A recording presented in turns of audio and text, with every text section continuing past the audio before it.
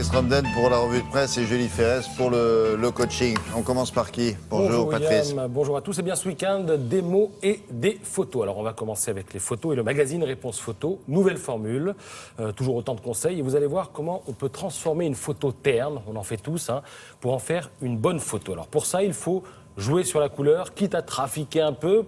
Il y a aujourd'hui plein de programmes qui permettent de le faire. Regardez cette photo.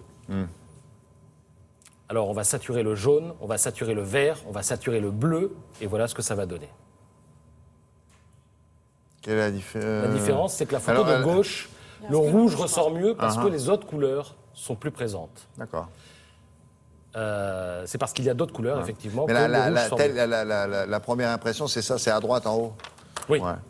Alors, regardez ce mur avec un bout de ciel. Oui. On voit un mur, on voit du ciel, pourtant il y a autre chose que le ciel. C'est un décor, ça, non? Non, ça a été pris d'une maison. Après retouche, regardez, la mer qui était quasi imperceptible apparaît enfin. Et là, cette ligne bleue un peu foncée, ça change tout. Regardez cette photo prise à Venise. Il fait gris, c'est pas terrible. Le ciel couvert étouffe un peu les couleurs. Pourtant, elles sont là, les couleurs, autour de la proue de la gondole. Regardez, quand on force un petit peu les couleurs. Donc n'hésitez pas à le faire avec votre appareil photo et votre ordinateur. Mais là, du coup, on a l'impression que c'est une gouache, une toile, du coup. Et pourtant, c'est une photo. Et elle est réussie. Alors, montez la saturation, montez le contraste, on obtient donc ce que vous venez de voir. Le magazine Chasseur d'images, lui, fait appel au talent de ses lecteurs et les récompense. Le thème ce mois-ci, c'était autour du sport. Ça va plaire à Julie. Alors, premier prix, regardez. Pas mal, ça. Pas mal, hein. Ah ouais. Alors l'aviron, sport qui demande une coordination parfaite, une grande discipline. Et là, franchement, c'est ce que montre la photo. 300 € pour l'auteur de cette photo. Regardez ce qui est intéressant, comme dirait Patrice Ramden. Regardez l'impact des rames dans l'eau. On a à peu près la même taille. Même clapotis. Ouais, la même taille d'effet dans l'eau. Regardez ça. Et ça montre la parfaite coordination. Ils sont doués, hein. Des personnes qui sont à bord C'est un 8 de avec cet barreur, aviron. seulement il ne pouvait pas mettre les 8. Alors il en a mis 6. Le deuxième prix.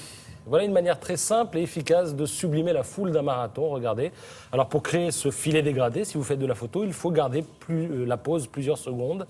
Et ceux qui sont au premier plan, finalement, on a l'impression qu'ils se dépassent plus vite que ceux qui sont au fond. Qu'est-ce qui vous intéresse là-dedans? C'est la capacité à créer un fleuve de couleurs en partant Moi, simplement je me de dis, gens. mais qu'est-ce que c'est que cette ville? Oui, alors je me suis demandé aussi et je n'ai pas la réponse dans C'est intéressant, ça. réponse Si vous photo. avez la réponse, n'hésitez pas. Vous avez une idée? Une république d'Asie Oui, ça centrale. sent bon l'Asie, là, avec ses deux tours. Ouais. Ouais, mais bon. Non?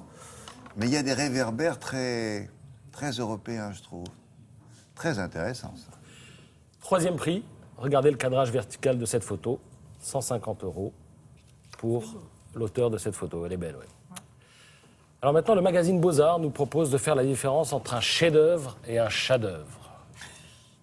Alors la différence, la voici. Grâce à une artiste qui s'appelle Svetlana Petrova. Elle est formidable, elle. Elle a aime mis son les chat chats dans tous les... Oui, dans toutes les œuvres. Elle met les chats partout sur ses œuvres. Elle détourne des tableaux célèbres en introduisant un chat dans le décor. C'est ça. Et alors pourquoi un chat, William? Elle s'en explique, ça n'est pas un hasard.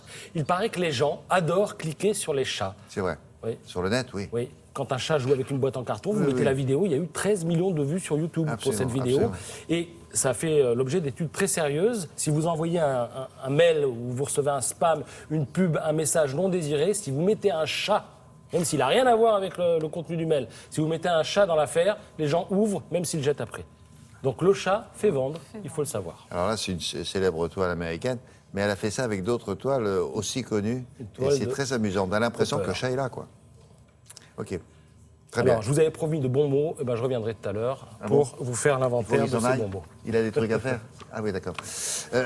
On vient de muscler votre culture, merci, à tout à l'heure. Avec cette revue de presse, on va passer à présent à une remise en forme physique avec Julie Ferrez. Et ce matin, elle vous propose un programme. C'est assez riche et assez varié. Pour le tester, elle a choisi l'un des plus grands sportifs de France Télévisions, que dit... Roulement de tambour. Non, mais il travaille ici, forcément, il est à disposition, vous allez voir, c'est quand même quelqu'un de bien. Car je suis professeur de gymnastique.